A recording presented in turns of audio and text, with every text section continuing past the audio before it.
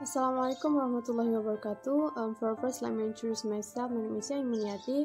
I'm from Group 5 about language change, but now I want to talk about Pidgin and Creole. Creole and Pidgin are the varieties that merge as a result of context between speakers of different language. It's called context language. Context language produce or shows great heterogeneity. Heterogeneity from speaker to other speaker, and also there are lexical items used to refer to the same concept. In other words, it's called the jargons. The jargons then typical establish the language so that speaker understand what they are communicating. In sociolinguistics, Pidgin means mixing two or more language that can be understood in certain groups. According to Wordhawk, 1988, Pidgin is sometimes seen as a version that reads normal language, simplification of grammar and vocabulary, variation of phonology, mixing of local language vocabulary, and there are the function of Pidgin to trade and giving information, and Pidginization includes simplification of language that are reducing the morphological system and syntax, tolerance and pronunciation differences, reducing a number of language functions, and expanding the borrowing of words from local language. There are several definitions of Pidgin.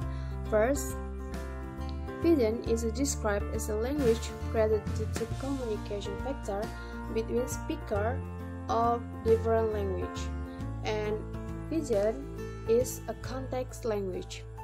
When two or more groups who don't speak the same language come into context, they need to communicate right, so to one another lead to a Pidgin situation. And Pidgin can be involve a reduction in number of linguistics that might be superfluous to the basic needs communication. For example, 3 weeks.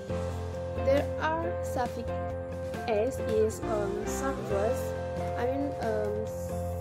superfluous, and so to simply this word to be said 3 weeks without suffix s. There are little stories about Pidgin and Creole. When slaves were brought to Jamaica, many spoke different West African language and non-English language. When the children of the slaves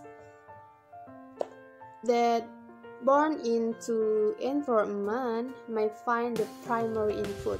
The primary input is Pidgin. Pidgin is their first language. It's called Creole because this new language is a new generation.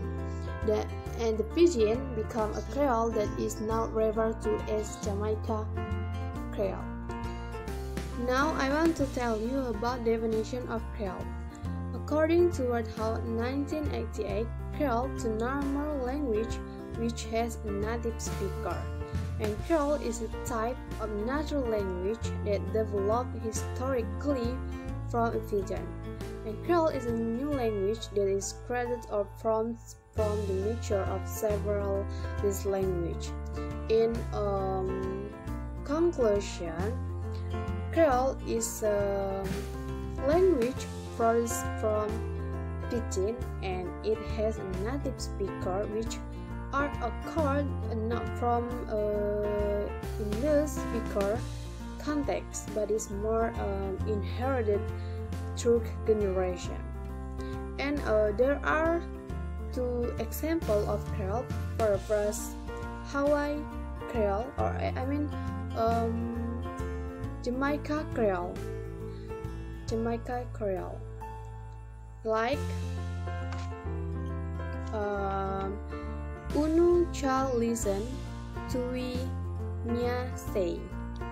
In English, can you listen to what I'm saying?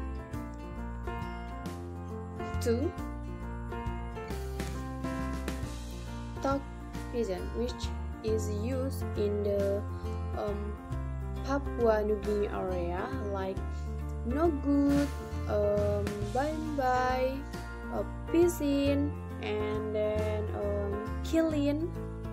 And you can see this slide in English. Maybe until here my explanation about the present in Creole. Thank you for attention. Wassalamualaikum warahmatullahi wabarakatuh. Assalamualaikum warahmatullahi wabarakatuh. I'm Madam Asti. I will continue explanation for my friends. I will explain about some change in progress. Some change in progress. Number 1, phonological change. For example, either to either. Number 2, sound change. Sound change have many types. Number 1, metathesis. To sound switch position in a word. For example, action to as, freeze to first, breed to bird, rose to horse, waves to whales. Number 2, eventhesis. Addition of a sound in the middle of a word. For example, empty to empty, spindle to spindle, time to timbre. Prosthesis. Addition of a sound to the beginning of a word. For example, scula to ascula, spiritus to aspiritu, scriber to ascriber, sparrer to asperer.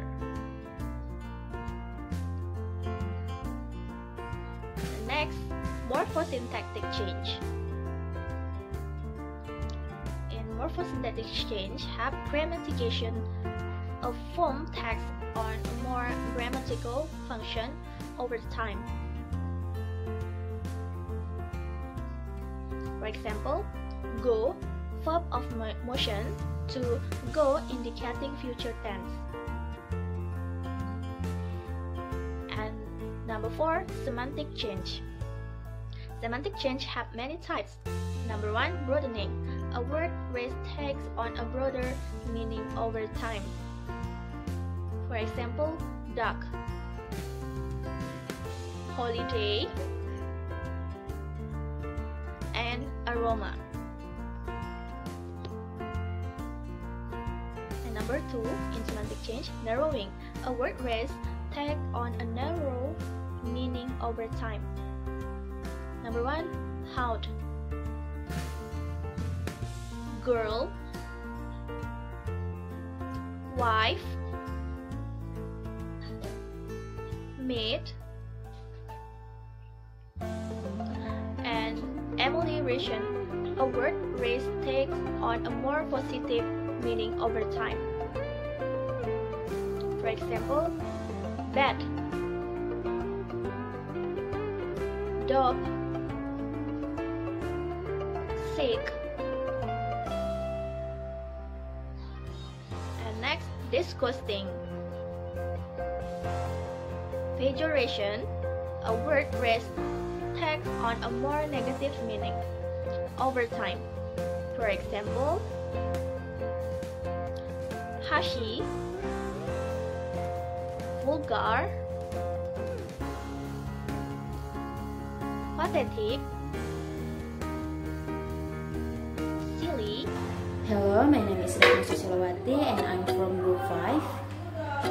And today we would like to talk about language death.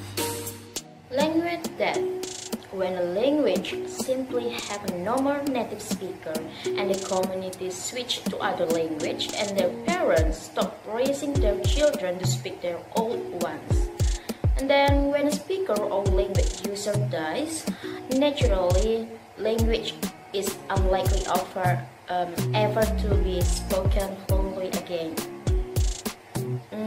And then Latin is an example of a language death, which is not spoken anymore, but it's still used for a certain purpose, like religious purpose, for recruitment to enter university to study medicine, and for some administrative purpose in the Vatican. Why do language die? There are two factors that have a major influence of the death of language, namely the linguistic and the social-linguistic aspect. Number one, in the linguistic aspect, a language is the last moment of its use in a group experiencing changes in the pronoun system and grammatical system. In some cases, there is pidgin or simplification. Number two, in the social-linguistic aspect, what is sold is a set of conditions that causes the group to give up in one language for the continuation of another language. And then there are three main types of the language death. Number one, sudden language death. The first type occurs because of the disappearance of a one language speaking person who are caused by natural disasters.